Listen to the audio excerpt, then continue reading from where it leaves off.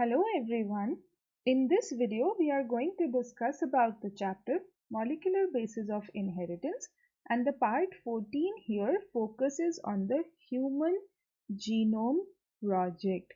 This Human Genome Project was very important because it kind of linked, and gave like an insight into the computerized biology. Okay, how computers can also help humans in terms of biology. So the main function of the Human Genome Project was to provide information about the human genome, that is the DNA. Okay, so this is more like of a theoretical chapter, but definitely there can be questions in the NIT examination, and we'll see what kind of questions as we progress through the video. So the Human Genome Project, also abbreviated as HGP, Human Genome Project, it is a worldwide scientific project that deciphered the DNA code of all the 46 human chromosomes.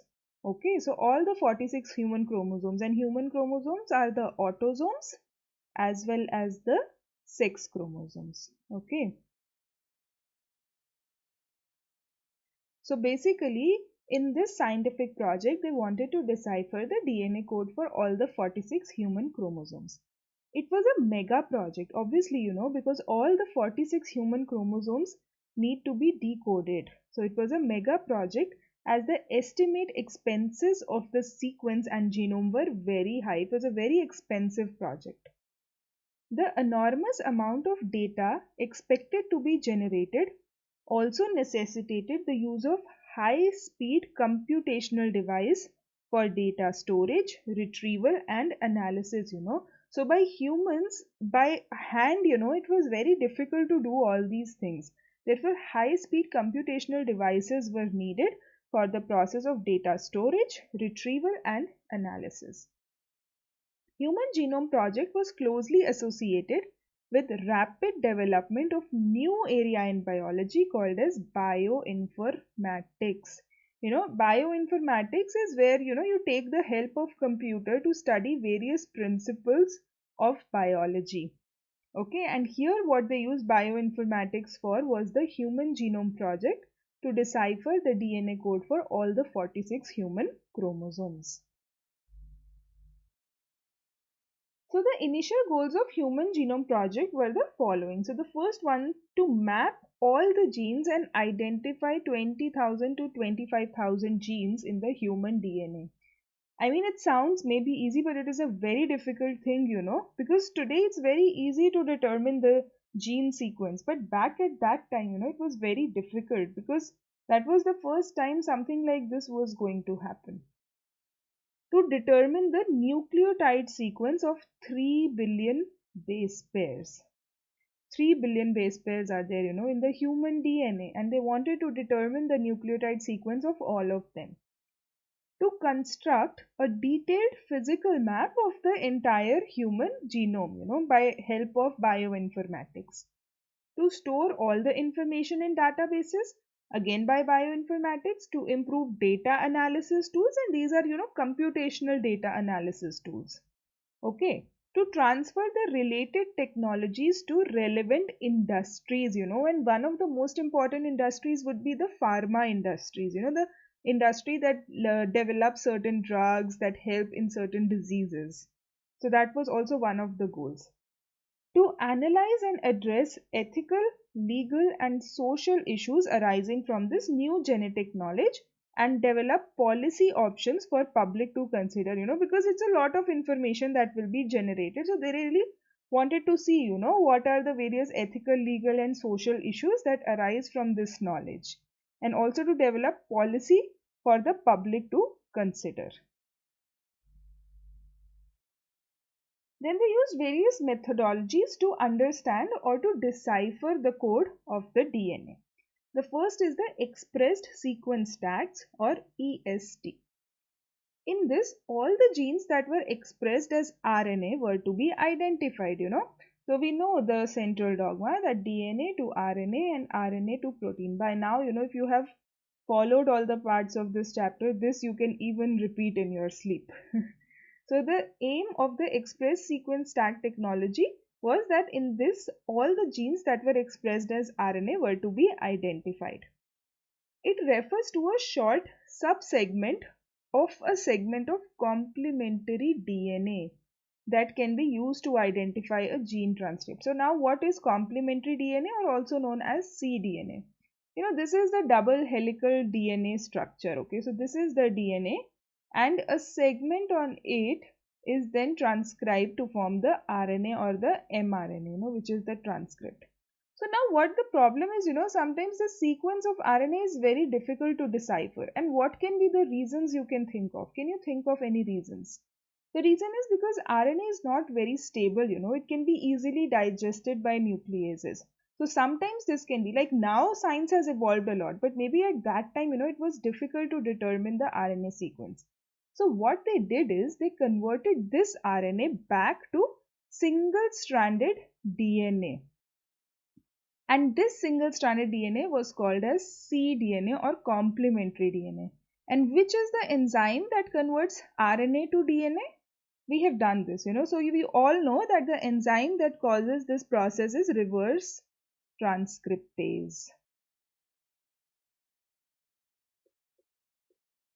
Okay, so you understand. So this is the double-stranded DNA. This is the gene that is transcribed to RNA and then by reverse transcriptase converted to cDNA. And then they deciphered the sequence of all of these cDNAs. And once they know the sequence of DNA, they know that which are the sequences that code for RNA.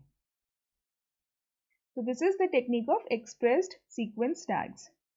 And then was sequence annotation. This was simple. In this, the entire genome, including the coding and non-coding region, can be sequenced. The coding region is that codes for protein. Non-coding regions that doesn't code for protein. It codes for, let's say, other things, rRNA. Now we know it can code for tRNA, other types of RNA. So in this, the entire genome, including the coding and non-coding region, can be sequenced. Later on, functions can be assigned to these sequences. Once they know the sequence, then they can assign the function. Alignment of these sequences was humanly not possible. Obviously, it was not possible. Therefore, specialized computer-based programs were developed. Again, they used the bioinformatics for this purpose. And this is a representative diagram of the Human Genome Project. There is a human being, they took the cell, they isolated the DNA, and then they deciphered the sequence of DNA using various bioinformatics technique. They stored the data, they retrieved the data, they analyzed the data. So the main purpose of the Human Genome Project was to decipher the code of all the 46 chromosomes. Okay.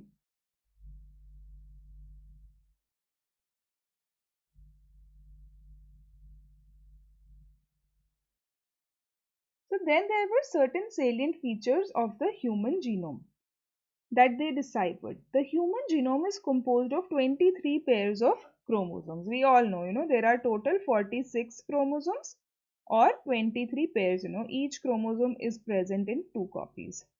It consists of 33,164.7 million nucleotide bases. The nitrogenous bases, nucleotide bases are 3164.7 million. Okay, it's a lot. Therefore, it was not possible to do it, humanly. Therefore, bioinformatics helped. About 99.9% of the bases are same in all human beings. 99.9% are same. It is only the 0.01% that makes us so different. The genes in these chromosomes are separated by intergenic regions that may contain regulatory sequences and non-coding DNA. Okay, so there will be non-coding DNA also, and there will be also intergenic regions that play regulatory roles. Okay, you remember in transcription also we studied about this promoter sequence, terminator sequence. So these are the specific sequences, that are the regulatory sequences or the non-coding DNA sequences. The number of bases in an average gene is 3000, which may go up to 2.4 million genes in the largest gene. And the largest gene in humans is the gene that codes for the protein dystrophin. This is important, you have to remember, it can be a very easy question in the NEET examination. So the bases on an average in a gene can be 3000 and it might go up to 2.4 million in the largest gene, that is dystrophin. Previously, it was believed that there were about 80,000 to 1,40,000 genes, but the results suggested that there were only about 30,000 genes, much lesser than what they expected. Okay, this is because, same gene can code for different proteins. How will that happen? That will happen, you remember we talked about alternative splicing. The same gene is there. When it is converted to mRNA, the introns are spliced in different ways and therefore more proteins can arise from the same gene. And previously it was believed that there were about 80,000 to 1,40,000, but in principle there were only 30,000 genes. You must know, all these data. It is a bit difficult and overwhelming sometimes, but what you can do is just write it down on a sheet of paper, and when you are preparing this chapter, just keep on going through it multiple times. Then it will be easier. The functions are unknown for about 50% of the discovered genes. Okay, so it is quite difficult, because you don't know the function of the genes, but they are there. The protein coding genes are less than 2% of the human genome. So only 2% of the human genome codes for protein, the rest is non-coding, or it codes for other things like RNA and etc. rRNA, tRNA, microRNA, all those things it can code for. A large part of the genome is made up of repetitive sequences called as repetitive DNA that are repeated from 100 to 1000 times, They do not code for protein. However, they do provide information on structure of chromosomes, their dynamics and evolution. So these sequences that are called as repetitive sequence, they are repeated from 100 to 1000 times. They are non-coding because they do not code for protein, but they definitely provide us information on the structure of chromosome, the dynamics of chromosome, and also information about evolution. Maximum number of genes are present on chromosome 1, and the number of genes are 2968. This you should know, that maximum number of genes is present on chromosome number 1 and least number of genes is present on chromosome number Y, chromosome number Y, which is 231. So chromosome Y, that is present only in males. Okay, so this chromosome Y is anyway, it is smaller. Also in structure, when you look at it, it is much smaller. So therefore least number of genes is present on chromosome number Y and the number of genes is 231. About 1.4 million locations in the genome show single base DNA differences, and this is known as single nucleotide polymorphism, SNP, also pronounced as SNPs. So 1.4 million locations on the genome show single base DNA differences. And these single base DNA differences are very important, from the point of view of certain diseases. So what happens, for example, there is a particular sequence that is, for example, hypothetically, let's say ATGCAA.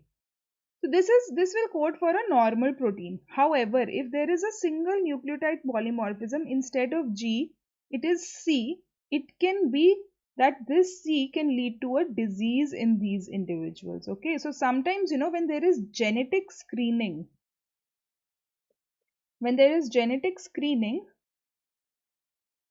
for certain diseases, one of them is, for example, cystic fibrosis. When there is genetic screening, this can really help the healthcare system. For example, if a particular person has certain set of symptoms and the doctor suspects, okay, maybe he has this, what they will do is they will sequence the DNA and they will see if there is any single nucleotide polymorphism, SNP or SNPs present. So, this human genome project has really helped the health and diseases section, the healthcare sector, in developing drugs and helping people to get over and get away with diseases. Then there are certain applications and challenges. The information obtained from the DNA sequence can be utilized in research that will lead to better understanding of the biological systems. For example, the nucleotide sequence being studied can be compared to other known nucleotide sequences to assess the evolutionary relatedness or history of the DNA sequences. Maybe you will also study more about this in the evolution chapter. But the nucleotide sequences that are studied can be compared to known nucleotide sequences, to assess the evolutionary relatedness and history of the DNA sequence, because DNA has also evolved over time. DNA has the potential to undergo mutation. Okay, and then, in certain situations, definitely it will undergo mutation so that the organism can survive in a much better way. So this also helps us to study the history of DNA sequences. It can also be used to identify DNA fragments just sequenced or to compare the genomic features of various organisms or individuals. For example, monkeys and apes are very close to humans. So we can identify the DNA fragments that are just sequenced to compare the genomic features of these organisms or individuals. It was this DNA sequence also that played an important role for the scientists and for the evolutionists to decipher that we are much more close to monkeys, than we are to other organisms. Previously, only few genes were studied at a time. However, now with the knowledge of all the DNA sequence, the problem can be studied systematically on a large scale. It will help in understanding the working of genes and proteins in a particular tissue. Okay, for example, we have a gene. We know that the gene will code for protein. So this Human Genome Project will also help in understanding in the working of genes.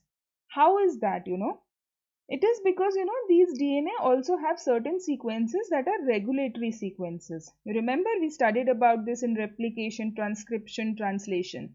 So the DNA sequence will help us about working of genes and proteins also by also telling us the regulatory sequences. Hence, in healthcare, the identification and mapping of genes responsible for genetic diseases will help in diagnosis, treatment, and prevention of these diseases. We have already discussed this. In basic science, detailed knowledge of the genome helps in understanding genome organization, control of gene expression, cellular growth, differentiation, evolutionary biology. Now we know that there are 46 chromosomes. Earlier, nobody knew. Now we know dystrophin has the biggest size. Earlier we didn't know. So all these detailed knowledge helped us in understanding the genome organization, control of gene expression, cellular growth, differentiation, and evolutionary biology. So it is a very important project. The Human Genome Project really told us a lot of information that we didn't know. Various software tools can be employed to analyze the sequenced DNA. For example, the amino acid sequence encoded by DNA can be determined and compared to other known amino acid sequences to provide information about the possible function of polypeptide. Okay, because we know, this is the DNA. For example, this is the gene structure on two different DNA molecules. For example, DNA 1 and DNA 2. And we know, that DNA 1, this gene codes for a protein 1. And we know very well the function of, for example, this is the 3D structure of protein, and we know very well the function of this protein. However, now for this DNA, we see that there is another protein called as protein 2 whose amino acid sequence we know because of bioinformatics, but we don't know the function, And if the amino acid sequence of protein 2 is quite similar to that of protein 1, we can hypothesize that maybe they have similar function. Okay, so various software tools can be employed to analyze the sequenced DNA. The amino acid sequence encoded by DNA can be determined. Here, the amino acid sequence by DNA can be determined and compared to other known amino acid sequences. This is the known amino acid sequence, protein 1, to provide information about possible functions of the polypeptide. The information from the Human Genome Project can also be used to understand the tertiary structure of the protein. What is the tertiary structure of the protein? The primary structure is sequence of amino acids. Then it folds itself in a certain way, and then it is the tertiary structure, which is basically the final folding. It contains loops, domains, and there is final all the interactions. So this is the tertiary structure of the protein. So, Human Genome Project and bioinformatics can be used to understand the tertiary structure of the protein. And once you know the tertiary structure of the protein, you can kind of think, what kind of possible role the protein might have. Despite all these useful applications, there always be certain challenges, of course. There should be a system in place for the ethical use of this information. Many of these questions focus on individuals' right to privacy, like everybody has privacy to everything they own. So genes inside you is something that is yours, okay? For example, if a mutation that causes a late onset disorder such as Huntington's disease. What is Huntington's disease? It is a neurodegenerative disorder, okay? The disorder that can affect the brain. So if a mutation that causes late onset disorder such as Huntington's disease is discovered in a family and the information were available to the public, discrimination might occur. So what will happen, for example, the parents of a certain child, one of them or two of them had a Huntington disease. So then the chances of the child having this disease is high, But for example, this mutation will cause late onset of the disorder in these children. It will occur later at certain stage. Now we talked about individuals' right to privacy. So this is very ethical that this information should not be given to the public because discrimination might occur. And how will this discrimination occur? Such people with these kinds of diseases may not be hired or may not get insurance.